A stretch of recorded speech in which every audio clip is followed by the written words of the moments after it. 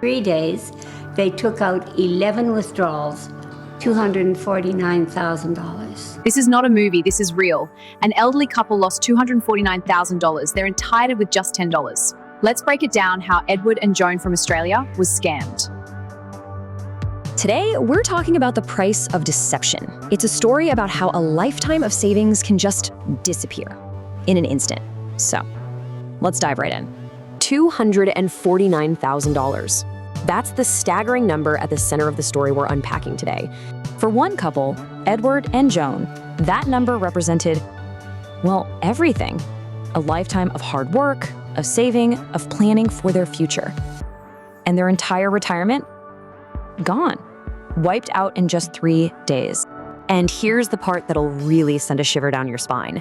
This whole catastrophe, this financial nightmare, it all kicked off with something we get all the time, a single text message. So the big question is, how on earth did one text snowball into such a massive loss? Let's get into it. All right, so every good scam, or I guess bad scam, starts with the bait, right? The hook that gets you on the line. And for this couple, Edward and Joan, it was a trap that was just brilliantly simple. A $10 trap. So this is the kind of message that popped up on Edward's phone. Take a look.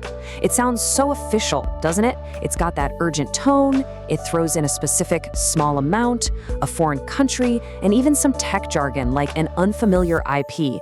It's all perfectly designed to short-circuit your brain and make you panic react instead of think. If it was $10,000, your alarm bells would be screaming, right? But $10, that feels real. It's just enough to make you worried. It's the proof that there's a problem, and it gets you ready to accept whatever help they're about to offer. So Edward sees the text, he's worried, and he makes the call. And right there, the game changes. This isn't just about a text anymore. It's now a full-blown psychological attack. We're entering the world of social engineering, which is just a fancy way of saying the art of tricking people. The voice on the phone wasn't just, "Hi, I'm from your bank." No. This was way more sophisticated. They claimed to be from Microsoft, and they were working with PayPal. Oh, and by the way, they were also collaborating with local authorities. See what they're doing? They're layering these trusted names one on top of the other to build this massive wall of credibility. It's a classic tactic to just shut down your natural skepticism. These guys, they're not making this up as they go. They have a playbook, and it's brutally effective. Step 1, pretend to be someone important. Step 2, create a huge problem out of thin air. Oh no, hackers are in your account. Step 3, crank up the fear to 11. You're about to lose everything. And then step 4, they swoop in as the hero, the only one who can solve the crisis they just invented. And this right here, this is the absolute heart of the matter. You've got to understand, this wasn't a computer hack. They didn't break through firewalls or crack passwords. They hacked a person. The weapon wasn't a piece of code, it was a conversation, a carefully designed attack on our most basic human emotions, trust and fear. Okay, so they've got him hooked. He trusts them, he's scared, and now they move on to the next phase of the con, building an entire fake world, a digital illusion right there on his own computer. And this was the point of no return. The scammer says something like, "To secure your account, I just need you to grant me remote access to your computer." And Edward, thinking these are the good guys, says yes. I mean, that's basically handing a burglar the keys to your house, the combination to your safe, everything. And you know, this wasn't a smash and grab, it was a siege. It went on for 3 straight days. Imagine that. Constant phone calls, nonstop pressure. They were in his ear, coaching him, walking him through every single transaction. They made him feel like he was part of the solution, like he was actively protecting his money.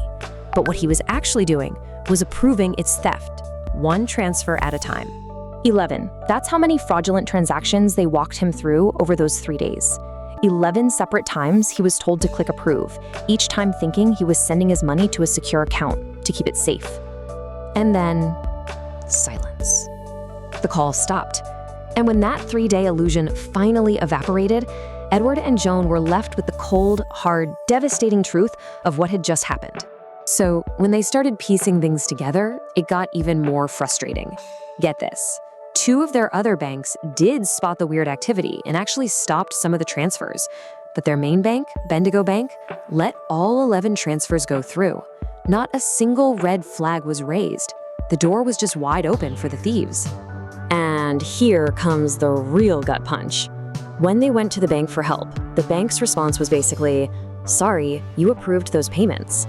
It doesn't matter that you were tricked, you clicked the button. We're not obligated to give you a refund." And that, right there, is the horrible loophole that these criminals live in. You know, the money is one thing, but the human cost, it's just impossible to measure. The shock, the pure embarrassment of feeling like you were fooled, that deep, gut-wrenching trauma of watching your entire future, your security, just evaporate. It leaves a scar that money can't fix. Look, Edward and Joan's story is absolutely heartbreaking, but there are powerful lessons we can all learn from it. So let's shift gears and talk about the red flags. What can you do to make sure this never, ever happens to you? Okay, this is super important. You have to know the difference between how a scammer acts and how a real company acts. Scammers will always create this insane sense of urgency and fear. They'll demand remote access to your computer, and they'll literally coach you on what to say to your bank. A real company, they will never do any of that, ever. They won't ask to control your computer to fix a money issue, and they definitely won't tell you what to say to your own bank. That's a massive red flag. So what's your defense plan? It's actually pretty simple. Number 1, never ever grant anyone remote access to your computer over a financial issue. Just don't. 2, if someone calls, hang up and verify the number yourself on the company's official website. Never trust a number from a text or email. 3, remember this. Your bank will never ever call you and tell you to move your money into a safe account. That's not a thing. And maybe the most important rule of all, if you feel pressured, if you feel confused or scared, just hang up. It's that simple. And that really brings us to the big final question, doesn't it? These scams work because they feed on speed and panic. They are designed to exploit our modern instinct to react right now. So maybe the best defense we have, the one thing that can stop all of this, is also the hardest thing to do in our hyper-connected world. In an age of instant everything, how do we just relearn to pause? Thank you for watching. This is a new channel dedicated to exposing scams, protecting families, and keeping you informed about what is happening around the world. Scammers are evolving every day, and awareness is your strongest protection. If this story helped you, like, share, and subscribe to Scam Alert AI. Share your story. We will make a video to help others from these scams.